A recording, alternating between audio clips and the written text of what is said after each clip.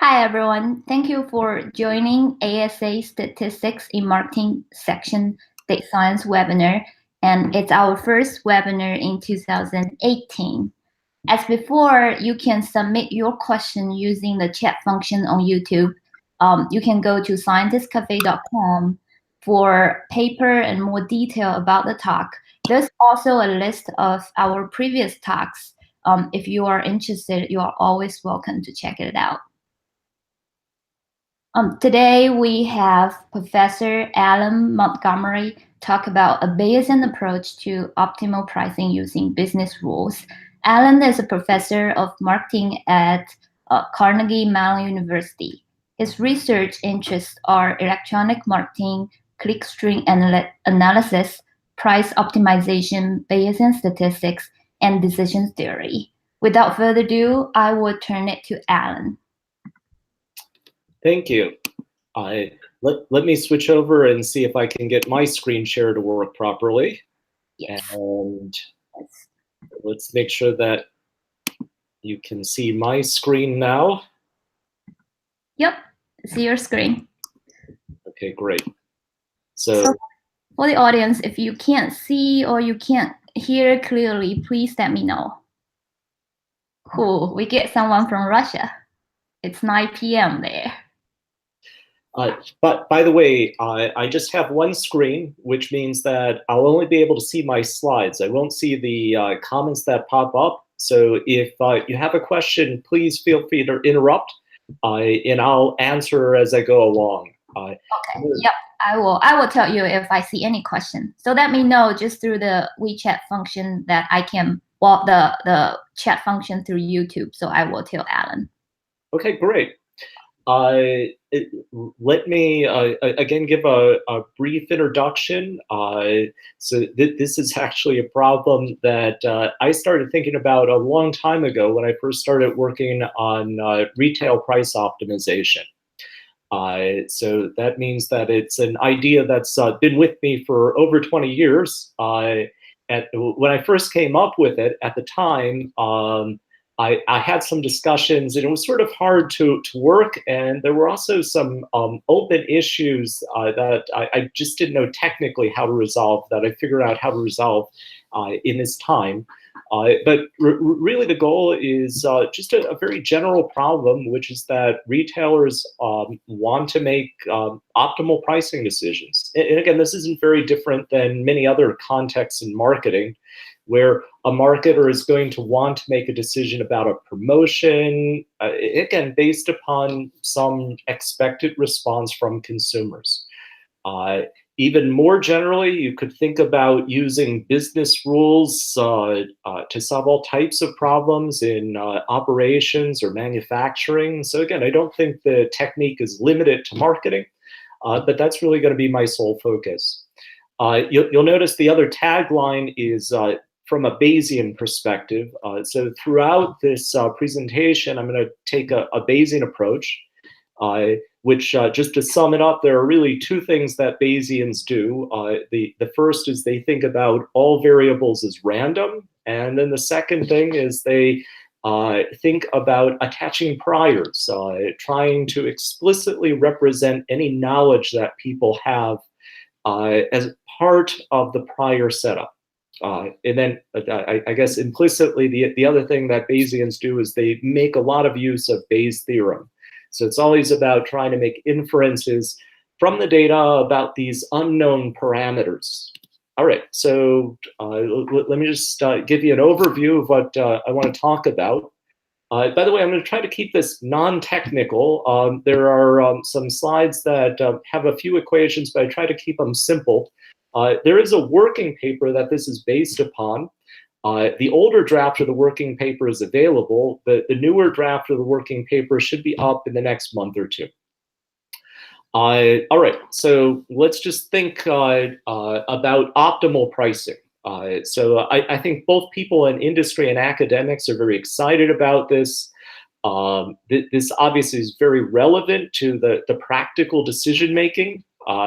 Oftentimes, when managers are making decisions, they come up with business rules.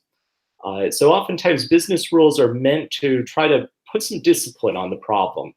So I think we've all run into cases where you estimate a model and the model just gives really strange predictions. So for example, the optimal price might be $1,000 per carton of orange juice. So clearly this is a ridiculous result. And the question is, where did you go wrong? Did I build the wrong model? Are my estimates bad? Both of those are possibilities. But what often happens is instead of trying to fix the model or change the model, because oftentimes the model looks pretty good, there's an ad hoc approach, which is that you'll have rules that are added after the fact. So these are known as business rules. And what my goal is to show that these business rules reflect prior information. So instead of putting them after the problem as a constraint on the optimization, we should use the information when we're building our priors. All right, so again, ultimately, this is not about being a Bayesian, it's about making better pricing decisions. And the way that I'm going to do that, it just so happens, is using a Bayesian approach. So the first thing is I'm not assuming that you know anything about price optimization and business rules. So I just want to make sure that I set both of those up before I jump into the technical part, which is creating informative priors from business rules. And then I'll go through an empirical example. All right, so let's just think about the current state of price optimization. So this is an example of a typical data set that you might receive from a retailer. So this is supermarket scanner data. This is an illustration for one supermarket in the Chicago area, and you're looking at weekly movement or quantity and price combinations. So in this data set, most of the time the price is about $3. Occasionally the price will drop down to $2, or even more rarely, a couple occasions it drops down to $1.50. Again, what you notice is that most of the time the sales are about 100 cartons of orange juice when the price is about $3. When the price drops to $2, that jumps up to about 400 cartons. And when it goes to $1.50, you'll notice the maximum number of sales is almost 2,000 cartons. So clearly people are price sensitive. You also realize that there's a lot of variation. So obviously, this is not a linear relationship, but if we transform this, we can turn it into, say, a log pricing problem. If we turn it into a log-log model, then the graph looks like a nice linear relationship.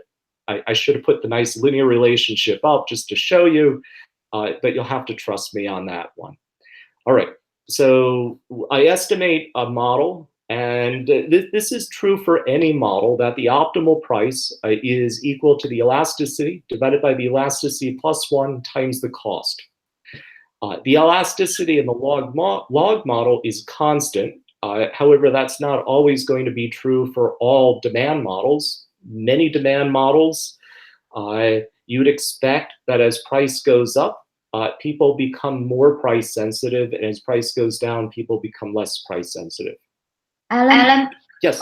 Can I ask when you there's a slide. Okay.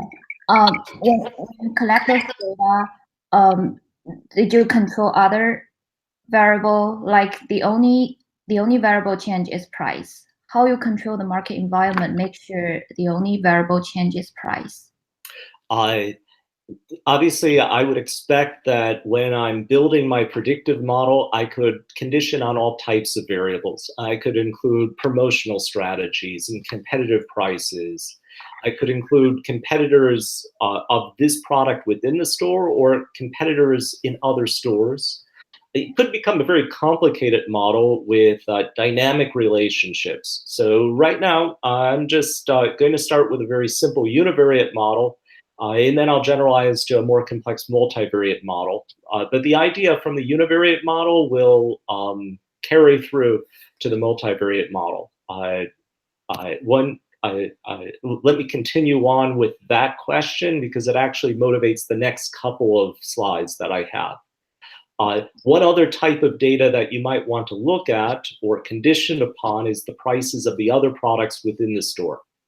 So Minute Maid is just one out of scores of products that this retailer carries. So instead of buying a box of Minute Maid 64-ounce orange juice, you could also think about buying a carton of Tropicana Premium 96-ounce, or Tropicana Premium 64, or Tropicana Premium 64. So again, there are obviously competitors. Some of these could be very strong competitors, some might be weak competitors.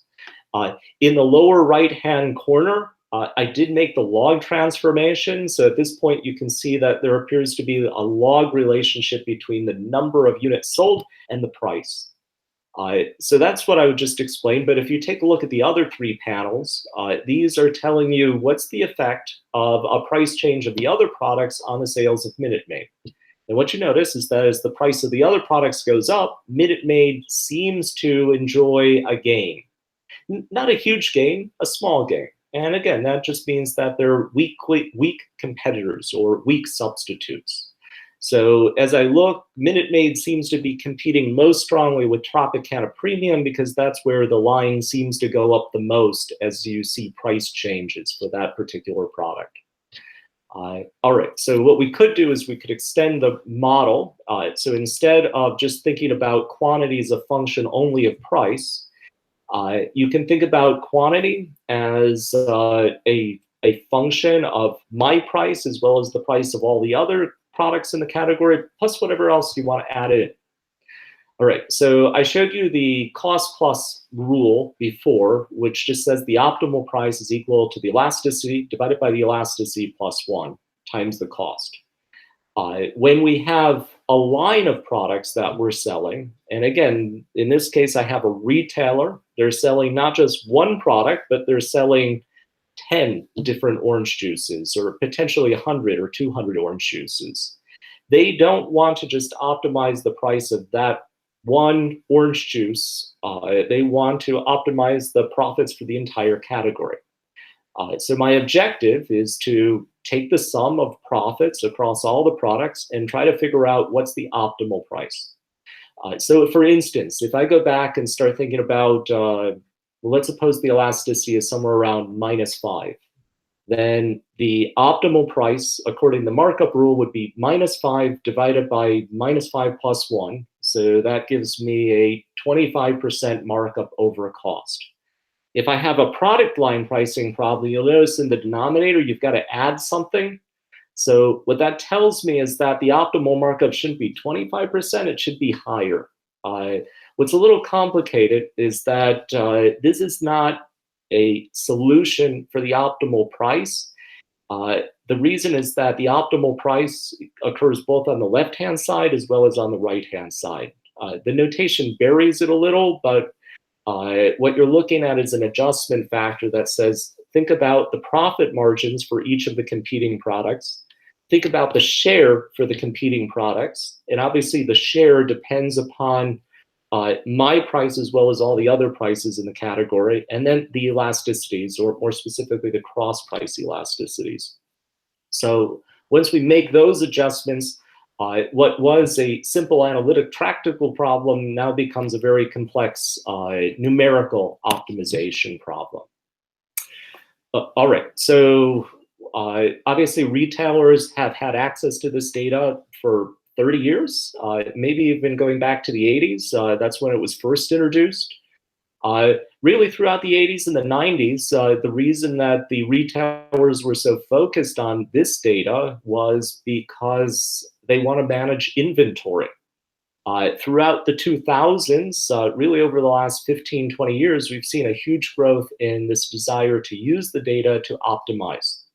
And again, I'm focused on an example with retailers, but this carries for manufacturers or any retailer that, or any marketer that needs to optimize a decision. In this case, price just is a useful vehicle to think about that. There are all types of companies out there, small startups, big companies. We've seen a lot of changes in the industry. So Demand Tech got bought by IBM. Kaimetrics got bought by KSS, became KSS Retail. dunnhumby bought KSS, so now we've got dunnhumby's KSS Retail. Oracle, Pros, Vendavo, SAS, Zillion, these are all examples of companies that offer these price optimization solutions. Again, most of the results from these studies are private, but the estimates are that these price optimizations can increase the margins in the range of 2 to 8%. So if you're a retailer and you are working on an operating margin of 1%, and someone says, look, I can increase your gross margin, which is about 25%, by 2%, that's a huge gain for the retailer, and that could translate into a really important factor in determining their optimization. All right, so what I want to do is just point out the way that these companies are doing solving the problem is first they go back and create a demand model. So they take a look at the quantity sold, the past prices, they specify some type of parametric model. Oftentimes they'll use a log demand model, a log linear demand model, or if it's individual data, they might do a logistic regression model. Once they've estimated the model, they then take the estimates and then plug that into a price optimization problem.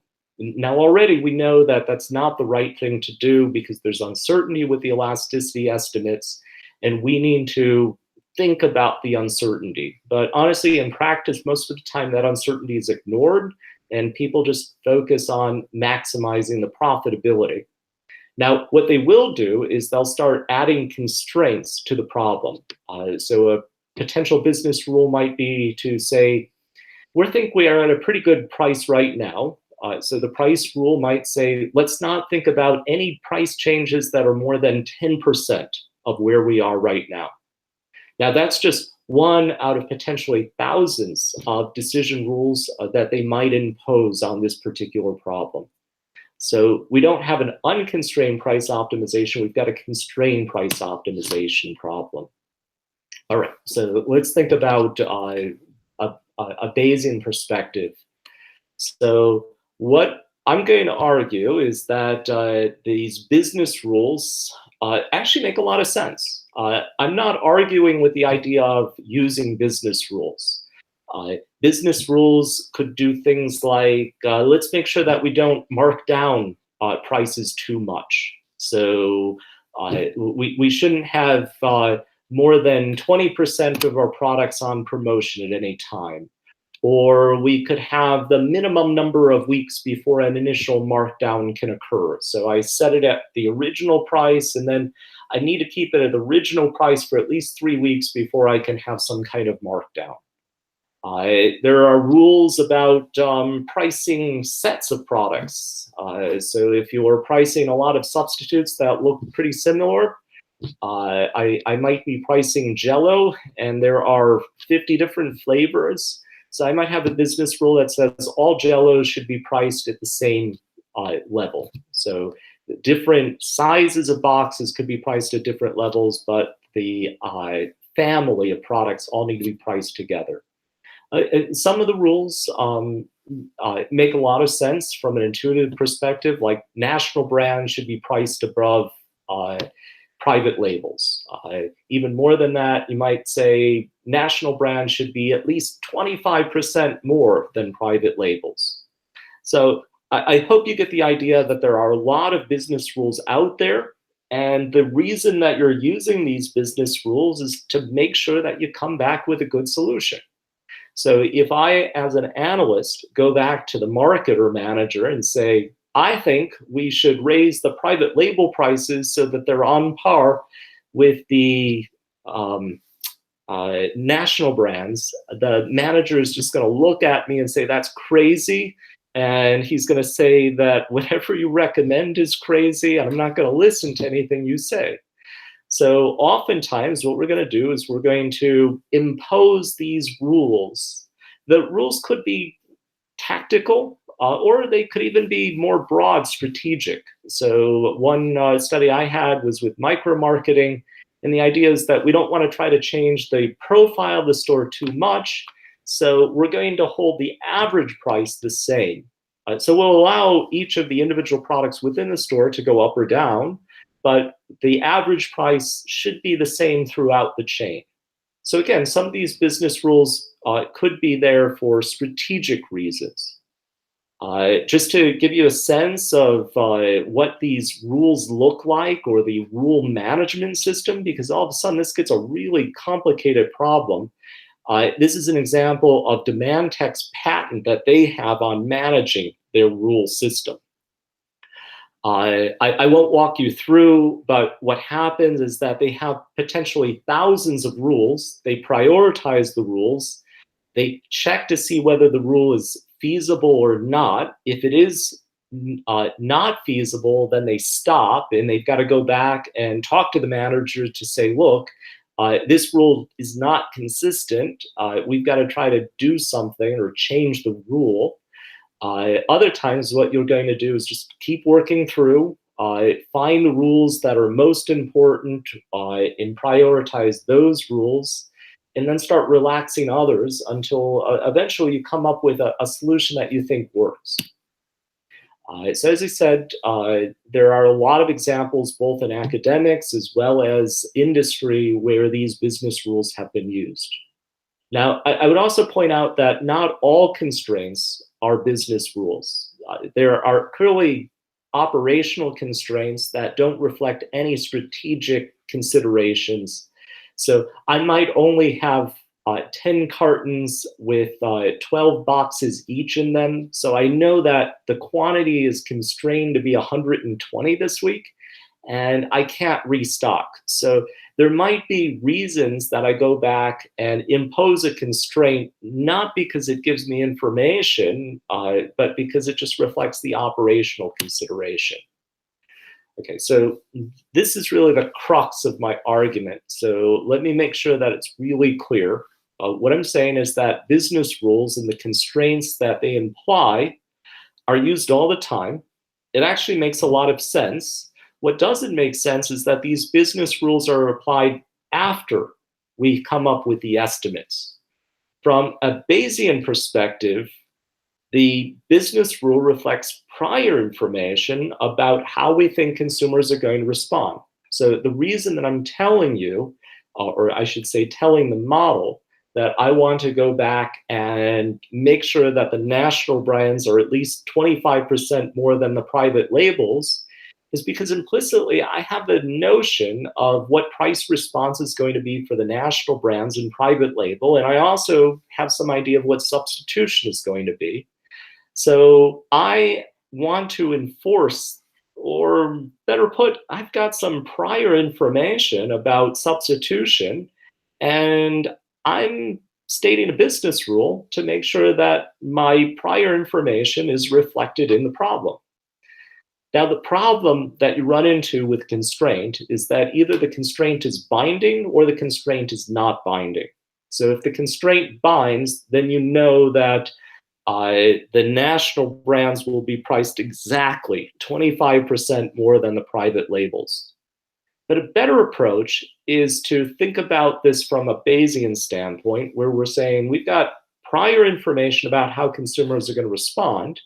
And what I want to do is reflect that information not in an ad hoc manner, but in an a priori manner.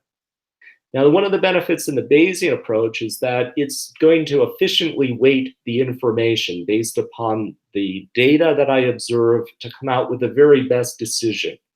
So from a decision theoretic framework, this is the optimal. This is the very best that I can do. All right, so again, just let me restate. So any statements or constraints about optimal prices implicitly give us prior beliefs. So I know that they're prior because the manager holds to these beliefs even before looking at the data. It also makes a lot of sense that a manager can be brought in from another company, it could be a competitor, it could be another region. And as soon as they come in, they have some ideas. Now, those ideas could be wrong, they could be right. I can reflect that in the priors, but they have these beliefs. So what we want to do is we want to use this information. Now, the other thing that's really important to understand is that the optimal prices are going to be functions of the price elasticities. But the price elasticities are functions of the parameters. So even though the manager isn't putting it in these terms, the manager is making statements about the optimal prices which imply a prior on the parameter space.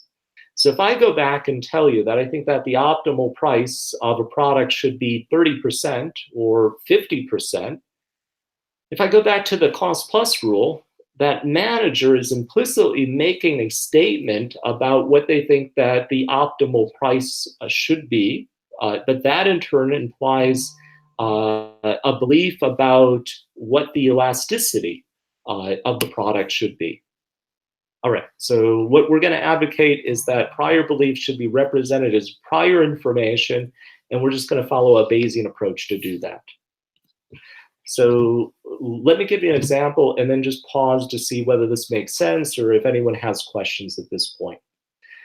So imagine a pricing manager receives the output from a price optimization solution, and he says, "That doesn't look right. The optimal price shouldn't be more than 5% higher than where we're at right now."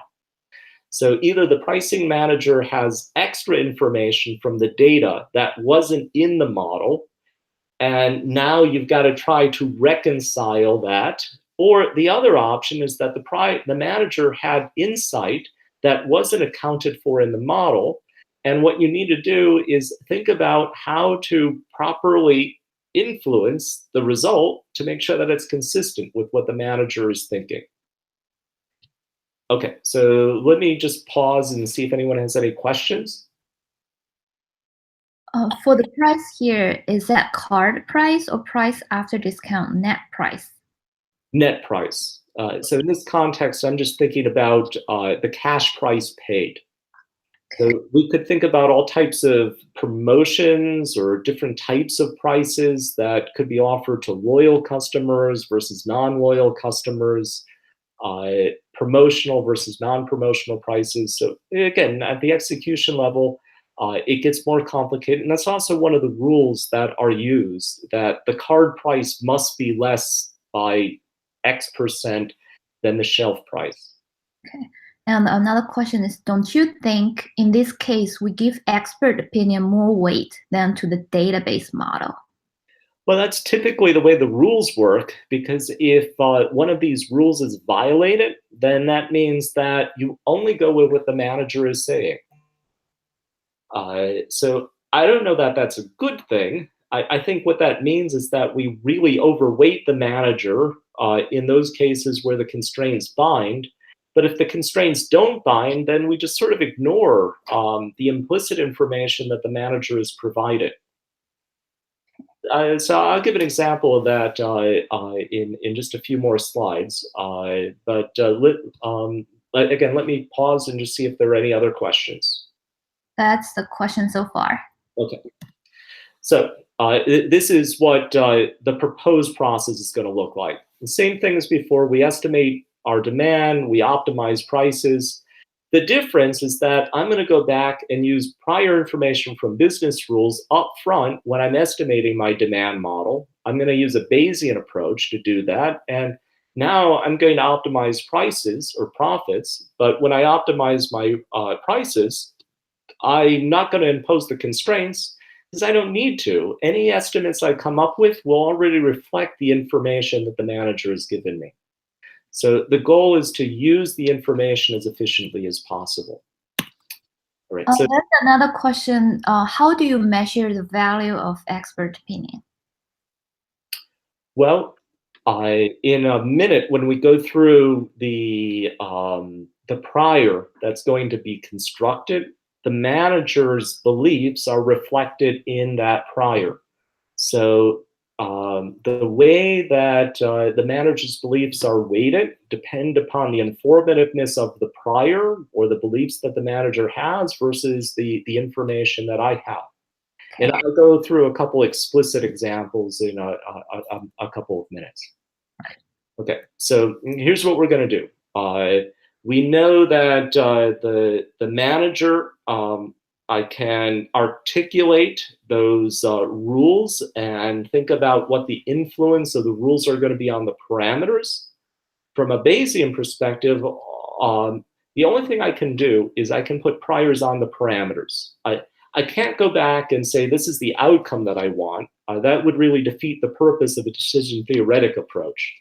But all the parameters in the model influence what the optimal price is going to be. So in some sense, what I'm going to do is I'm going to set a prior that enforces certain properties of those parameters. What makes things a little complicated is that most of the time, a nice conjugate prior is not going to work out well for us. And again, I'll elaborate. You'll see why things can get complicated quickly. Here's a simple example. So I've got a simple and a more complex example. The simple example says that I've got a log-log demand model. So in this case, the log of the quantity that I sell, again, in this case, I'm thinking quantity is going to be the number of units. So is it going to be 50 or 80 or 520? I've got the price that I'm charging, and the log of the price is going to be weighted by beta plus alpha plus this unknown error. For the time being, I'll just assume that the errors are normally distributed, and then that gives me the output, or the log of quantity. If I exponentiate this, I can come up with an expression for quantity. If I know what the expected quantity is, I just multiply that times the markup, price minus cost, and then that'll give me the profit for the product. So implicitly, profits are defined by this model as well. If the manager tells me they have a business rule, in this case, the business rule just says that the optimal price should fall somewhere between a lower bound of cost and an upper bound of tau. So tau is a cutoff. So most retailers have markups of about 25%. In extreme cases, they might have markups that go 50% or maybe 100%. But in a supermarket context, it's pretty rare to find a markup that would go beyond that. So again, most of the time, they're going to average about 25%, and they vary a little within that. Now, I know that the optimal price is a function of my beta. So again, my beta in this particular model is the elasticity. Sometimes the elasticities are functions of the betas and prices or the other parameters, but in this case, I get my cost plus rule. So the optimal price is equal to beta divided by 1 plus beta.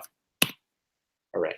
Now, if my optimal price is a function of the beta, then what I can do is I can transform between the optimal price space and the price elasticity space using inverse functions.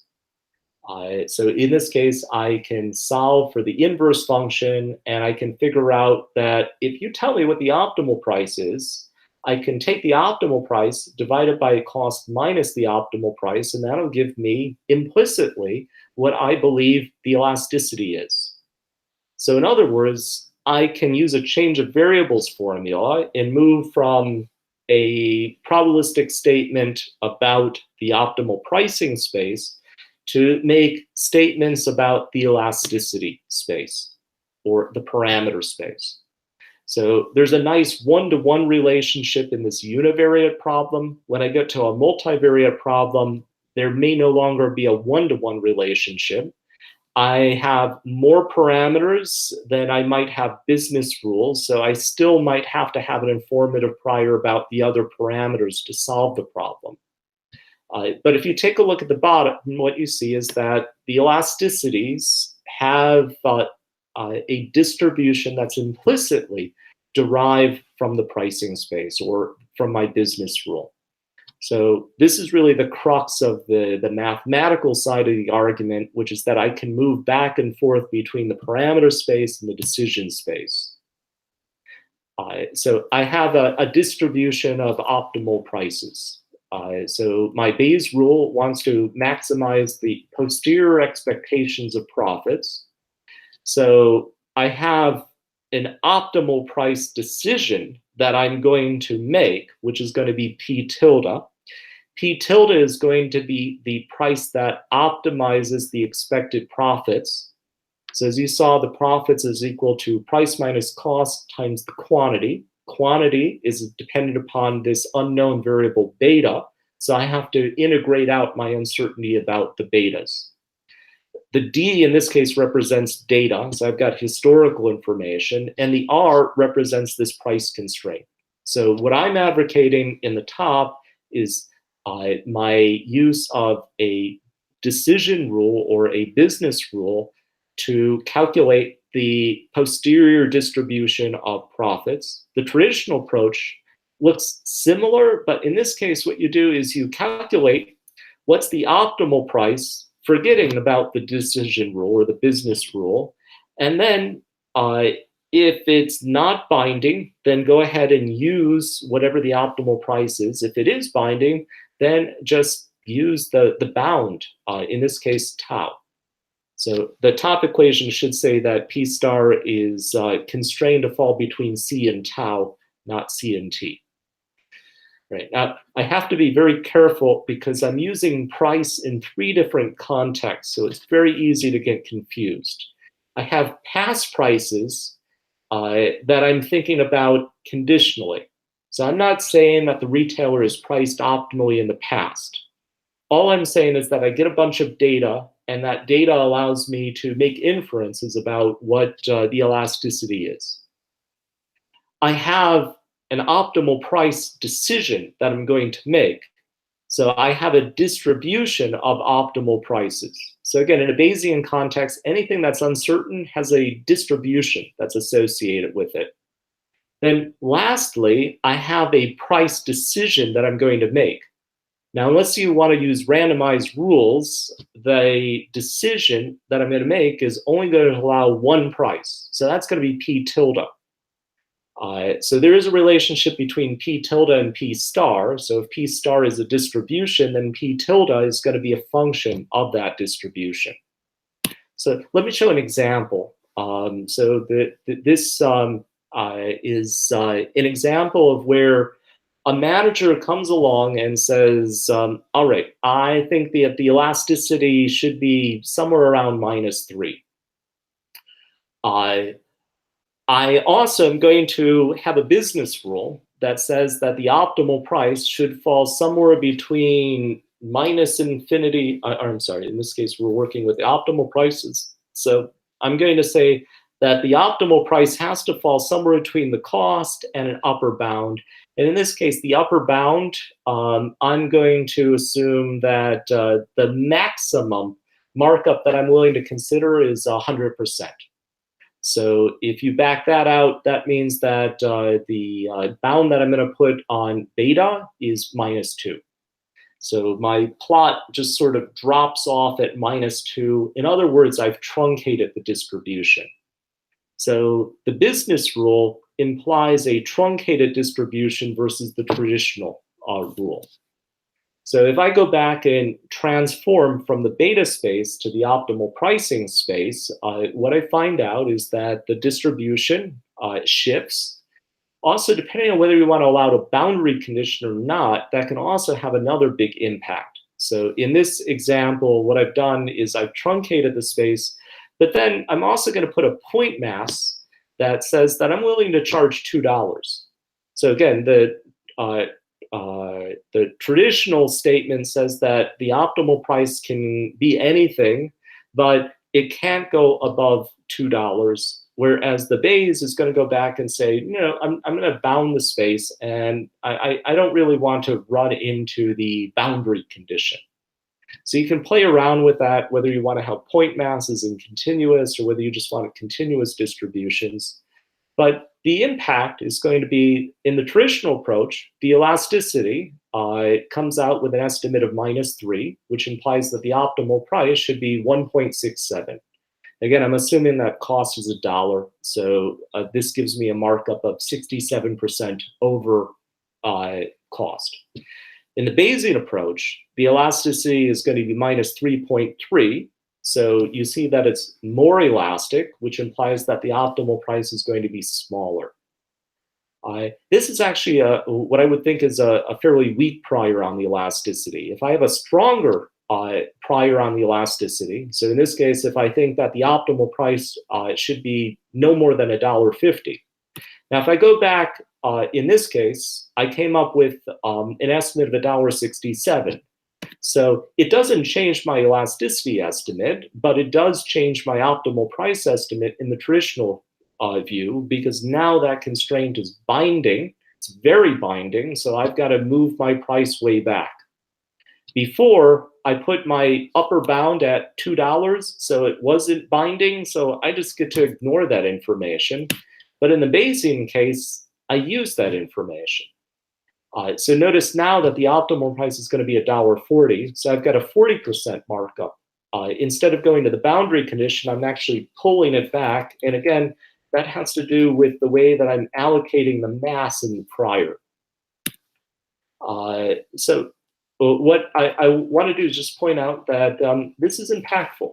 I've got one more univariate example just to try to give something that's a little more interesting. In this case, instead of just saying that the prices are bounded, I'm going to use that rule again. So my business rule says that the optimal price should fall somewhere between $2.99 and $4.99 for a product. I also believe that the prices should end on a 9-cent ending. Now, I'm not going to be dogmatic. I'm not going to say that they have to be 9 cent, but what I am going to say is I think that is much more likely to be 9 cent. And then the other thing I'm going to do is I think that the optimal price should be near, say, $2.99. So in this case, it's not exact. I think I set the optimal price in this case at $3.29. So that's the way I enforce this rule. I take these three rules, I combine them all together. So from a Bayesian perspective, I come up with a combined prior from all these business rules. Each of the individual business rules are represented by the colored lines. The combined business rule is just that line in the background. So you can see this is clearly not a conjugate prior. It's a very strange prior. But if you believe these business rules, and initially you I believe that the optimal prices can be anywhere between $2.99 and $4.99, then this is a prior that's consistent with these three business rules. Now, what's going to happen is that I'm going to collect some data, and I'm going to get some new information. I'm also going to take my change of variables. So remember, this slide is talking about what I believe the optimal price is going to be. This slide depicts what I believe about the price elasticity estimates themselves. So that green line is the implied prior on beta based upon those business rules that I've articulated. If I look at the implied prior, it still has that wavy line to it, just like it does in the original optimal pricing space. But when I transform it, it stretches it out because the small values of beta correspond to lower probabilities, because I'm saying that the chance that I'm going to charge somewhere between $4.50 and $5 is equal to the chance that I'm going to charge somewhere between $3 and $3.50. So that just stretches out the space because there are a lot more acceptable pricing solutions with large betas than small betas. Okay, now I get data, and what's going to happen is the data I've assumed is normally distributed. So I've just run a regression model, and I'm going to combine the prior information with my prior. So the posterior is illustrated in the red line, and what you notice is that the posterior is a combination of the prior and the likelihood. But in this case, it clearly doesn't look like the likelihood. It's very different from the normal shape that we assumed a priori, or that we saw in the likelihood, I should say. So as a consequence, I have very different beliefs about what the true elasticity estimate is going to be. Now, I could make these beliefs even more extreme. So instead of saying that it's possible that the optimal price could end with an 8 or a 7 cent ending, and again, implicitly, when I go back to this graph over here, I am putting some probability on those solutions. So as a consequence, I do come up with a different solution. Now, instead of looking in the beta space, now the beta is the elasticity space. I want to take the posterior of the betas and transform them to go back and think about what is the posterior distribution of the optimal pricing. So this is P star. And remember, this was the prior that I set initially. So the prior is that green wiggly line down in the bottom. And the new updated posterior is that black line that I'm showing you. So I still have to choose a price, and in this case, the very best price that maximizes the weighted optimal price, or I say the expected profits, is going to be the one that's at that star, the asterisk. So again, the asterisk is going to be close to the mean of this posterior distribution, but it's not the mean of this posterior. Usually when we do a Bayes estimate, we'll just take the posterior mean and say that's our best estimate. But that's only true under a squared error loss function. I'm not using squared error. I'm thinking about trying to optimize the prices or optimize the profits. So as a consequence, I want to try to find that one price that gives me what I think is going to be the most profitable response. Okay, so what this has done for us is that we've gone back and thought in a univariate case about how to use these business rules. Instead of using them in an ad hoc ex post manner, we're going to use them a priori. We're going to use a fully decision theoretic approach to the problem, and we're going to just put a lot more emphasis on doing a good job of constructing the prior.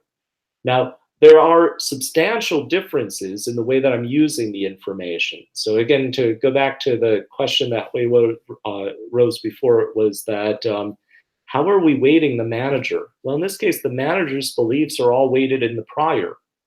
Now, the manager can truncate and say, look, I'm not even willing to consider certain parts. So that can have a big impact on the model. We can also start coming up with more complex rules that could say that, you know, I think this manager might be right 80% of the time, but they might be wrong 20% of the time.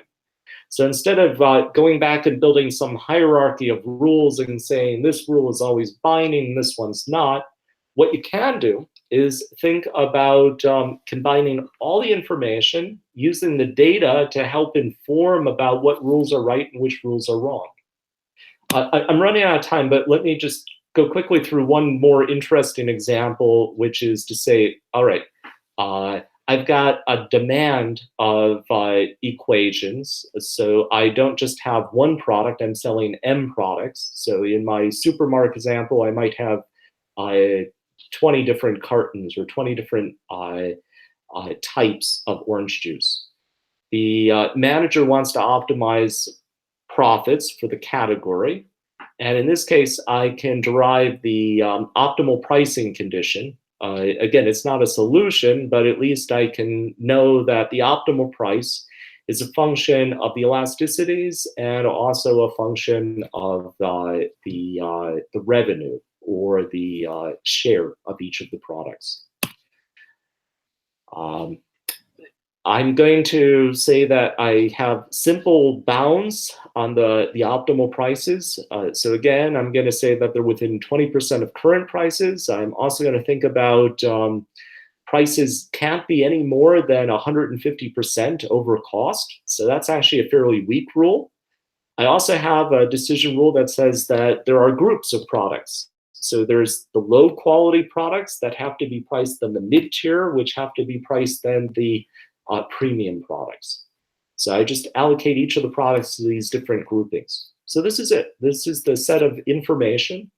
This is an illustration between the Bayes, the constrained rule approach, and the unconstrained approach. And again, what you're looking at are the posterior distribution, the betas, For Florida Natural and Tropicana and Minute Maid, it substantially shifts the distribution around. For Citrus Hill, it doesn't change it as much. For Tree Fresh, obviously, it changes it quite a bit. So this is the best way, according to Bayes' rule, of weighting our prior information and our data to come out with a solution. And in this case, the solution says that we should change the prices. And in this case, the decisions that I reach from the Bayesian perspective are all consistent. I'd also point out that the Bayesian perspective gives you a increase in price or increase in profits over the traditional approach. The traditional model is biased, so that's why the profit numbers are different. But if we look at the traditional approach evaluating the Bayesian model, I find out that that's a worse solution, or I think that my optimal prices are far off from where they should be. So in summary, business rules matter a lot. They can be used to impact the parameter estimates, which in turn influence the prices, which in turn influence the profitability. So instead of taking business rules and putting them after the fact, my argument is we should put them up front in prior information. And this is a great way of trying to actually elicit expert knowledge more efficiently. So from a Bayesian perspective, one of the challenges you always have is, well, how do I build a prior? In this problem, when I talk to most marketers, they don't have any problem telling me what they think the solution should be. The problem they have is taking data and combining it with their knowledge. And instead of doing this ad hoc or post hoc, my argument is, let's just be consistent. I didn't talk about the full algorithm, but there's an MCMC algorithm that we propose to estimate the full model. I think about adding more constraints or rules. Sometimes I think about these probabilistically. Sometimes the rules are there to test the model, just to make sure that the model isn't giving strange solutions. So that's one of the reasons that you might have mixtures of priors or rules, and then also just trying to relax the assumption about functional form. So one of the things that you saw in that prior distribution is it's not conjugate. And if we're going to relax the normality of our regression model, why don't we relax the functional form as well? There's no reason to think that I know that it's a linear model. So I also implement a Gaussian process to estimate both flexible functional forms for my priors as well as flexible functional forms for my price response. All right, so that's it. Let me go back and stop sharing my screen and see what questions there are. One question is, can you describe the data? What's each row is? Number of sale for each store. Is that each row of the data? That's right. So what a row in the data looks like is I have sales for one store and one product within the store. So typically I'm going to have a vector of prices. So like in this case, I've got 10 different orange juices that are sold. So my record would tell me how many units in this week for this store did I sell for this type of orange juice. What's its price? What's its promotional strategy? And then what's the price and promotional strategy for all the other products in the store? The data is actually publicly available. If you go to the Bayesian package, you'll find this data set in the Bayesian package. So there's an R package for this paper or this research?